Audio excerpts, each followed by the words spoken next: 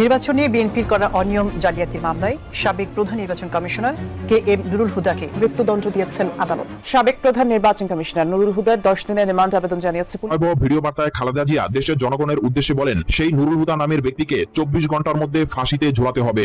বাংলাদেশের সাবেক প্রধান নির্বাচন কমিশনার KM নুরুল হুদা সাহেব 10 দিনের রিমান্ড আবেদন পূর্বক বিজ্ঞ আদালতে এই মাত্র পাওয়া ব্রেকিং নিউজ। সাবেক সিসি নুরুল হুদাকে নিয়ে পাওয়া গেল চাঞ্চল্যকর তথ্য। তাহলে কি তার ফাঁসি দেওয়া হবে? জানিয়ে দিবে বিষয়ে বিস্তারিত। সাথে সাথে আরো থাকছে তিনি যে অপরাধ করেছেন সে অপরাধের বিষয়ে আজ কি সিদ্ধান্ত নিতে যাচ্ছেন আদালত, জানাবো সে বিষয়টিও। আরো থাকছে আজকে দিনের সবশেষ কিছু গুরুত্বপূর্ণ আপডেট নিউজ। বিস্তারিত দেখে আসবো। তার আগে ছোট করে একটি অনুরোধ, আপনারা যদি এই ধরনের আপডেট নিউজগুলো সবার আগে পেতে চান অবশ্যই চ্যানেলটি সাবস্ক্রাইব করে রাখবেন।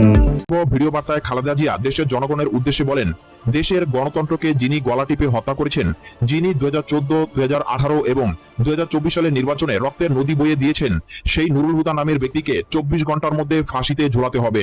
এই বক্তব্য প্রচার হওয়ার পর পুরো দেশে শুরু হয়েছে চরম উত্তেজনা, সামাজিক যোগাযোগ মাধ্যমে ঝড় বইছে। উক্ত ভিডিও বার্তায় বেগম জিয়া বলেন, এই রাষ্ট্রের মেরুদণ্ড ভেঙে দেওয়া হয়েছে। গুম, খুন আর জালিয়াতির প্রতীক KM নুরুল হুদা। তিনি কেবল একটি দলের নয়, পুরো জাতির বিশ্বাসঘাতক। জনগণ তাকে ক্ষমা করেনি, আমিও করব না।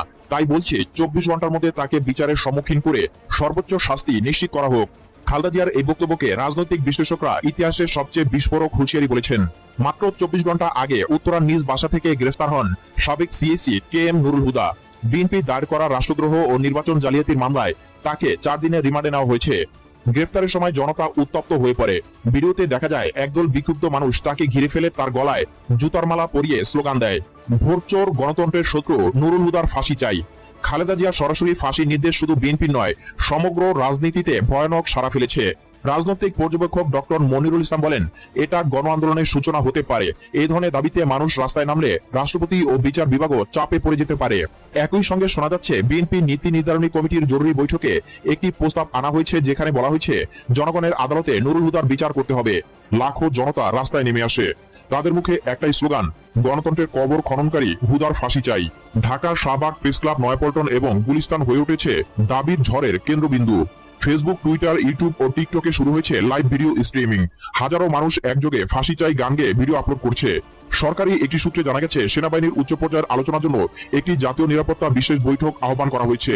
এক অবসরপ্রাপ্ত সেনা কর্নেল নাম প্রকাশ না করার শর্তে বলেন, নুরুল হুদা একজন সিভিল অফিসার হলেও তার বিরুদ্ধে অভিযোগ ভয়াবহ। সেনাবাহিনী জনগণের দাবিকে অবজ্ঞা করতে পারে না। Al Jazeera, BBC, Reuters, CNN সহ বহু আন্তর্জাতিক গণমাধ্যম খালেদা জিয়ার ফাঁসির দাবি নিয়ে জরুরি খবর প্রকাশ করেছে। বিশেষ করে ইউরোপীয় ইউনিয়ন এবং অ্যামনেস্টি ইন্টারন্যাশনাল উদ্বেগ জানিয়েছে যেন আইনি প্রক্রিয়া ক্ষুণ্ণ না হয়। এই প্রশ্ন এখন পুরো জাতিকে ভাবাচ্ছে। সবকিছু মিলিয়ে বলা যায় বাংলাদেশ এক নতুন রাজনৈতিক মোড়ে এসে দাঁড়িয়ে। তার বিরুদ্ধে আজকে অভিযোগ যেটা আনা হয়েছে সেটা হলো যে সে এই নির্বাচন নিয়ে যে সে একটা অপরাধমূলক ষড়যন্ত্র করেছে সরকারের সঙ্গে, সরকারের আজ্ঞাবহ হিসাবে, এবং অবৈধ নির্বাচনকে সে বৈধ নির্বাচন ঘোষণা করেছে। এছাড়া সে সরকারের অন্যান্য এজেন্সি যারা এই অবৈধ নির্বাচনের সঙ্গে সম্পৃক্ত ছিল তাদেরকে সে সহায়তা করেছে। এছাড়া সে নির্বাচনের নামে এবং নির্বাচনের একটি ছদ্মবেশ ধারণ দেখিয়ে একটি নির্বাচন অনুষ্ঠানের নির্বাচন এক খেলা সে সৃষ্টি করেছে। এটিও একটি সে অপরাধ করেছে।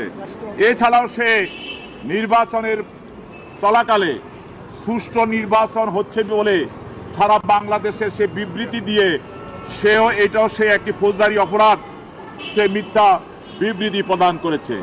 এবং নির্বাচনের পরে সাংবাদিক সম্মেলন করে সাংবাদিকদের সামনে সে ফলাফল, বেসরকারি ফলাফল ঘোষণা করে সে জাতির সঙ্গে একটা তামাশা করেছে এবং একটি অবৈধ ফলাফল ঘোষণা করেছে। এটাও সে একটি অপরাধ করেছে। সেই অপরাধটা তার বিরুদ্ধে আজকের এই মামলায় আনা হয়েছে। এছাড়াও সে বিভিন্ন জায়গায় অবৈধভাবে অর্থ প্রদান করে এই অবৈধ নির্বাচনকে প্রতিষ্ঠিত করার জন্য সে অর্থ প্রদান করা হয়েছে বা অর্থ প্রদান করেছে, সেই অভিযোগটাও সে আজকে তার বিরুদ্ধে আনা হয়েছে। এবং সে যে নির্বাচনের হাজার হাজার কোটি টাকা সে লোপাট করেছে এবং হাসিনাকে খুশি করে এই যে হাজার হাজার কোটি টাকা যে বরাদ্দ ছিল সেটাও সে কোনো ধরনের হিসাবে বিবৃতি প্রদান করে নাই। সেটাও সে যে টাকাগুলি সে আত্মসাৎ করেছে, সেই অপরাধ প্রস্তুত করেছে, সে বিষয়টাও আজকে তার বিরুদ্ধে অপরাধ হিসাবে আমলে নেওয়া হয়েছে।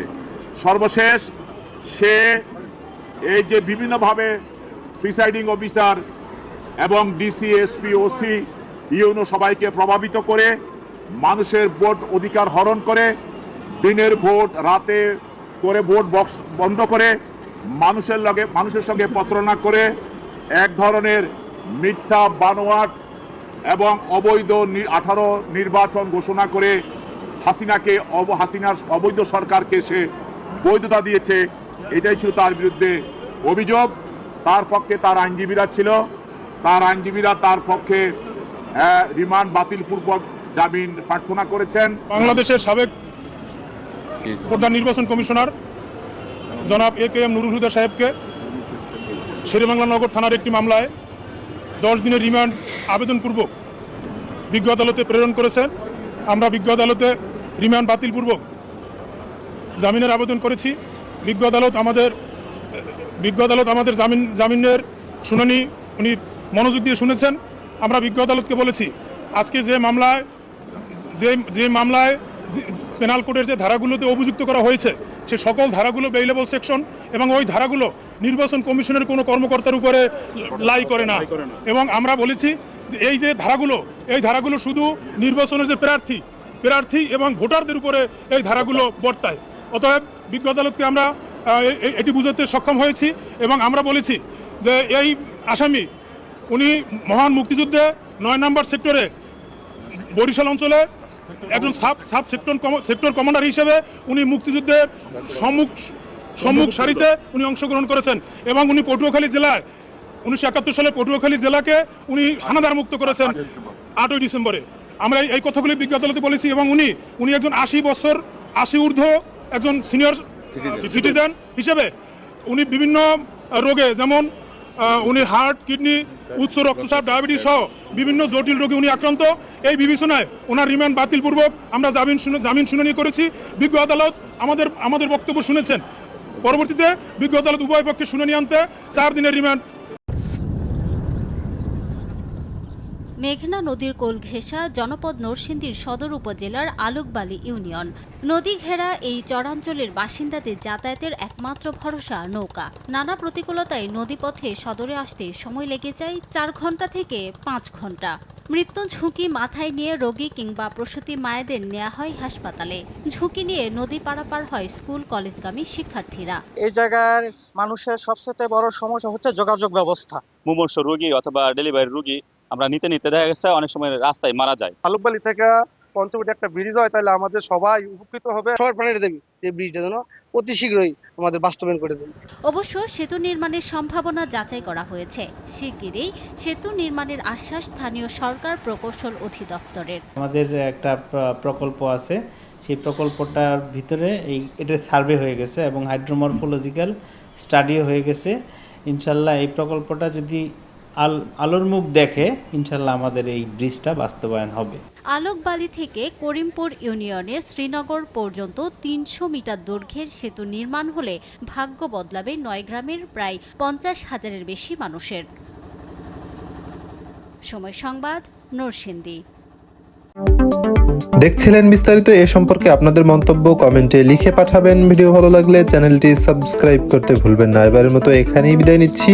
শীঘ্রই দেখা হবে নতুন কোনো ভিডিও নিয়ে। ততক্ষণ সকলে ভালো থাকুন, সুস্থ থাকুন। আসসালামু আলাইকুম ওয়া রাহমাতুল্লাহি ওয়া বারাকাতুহু।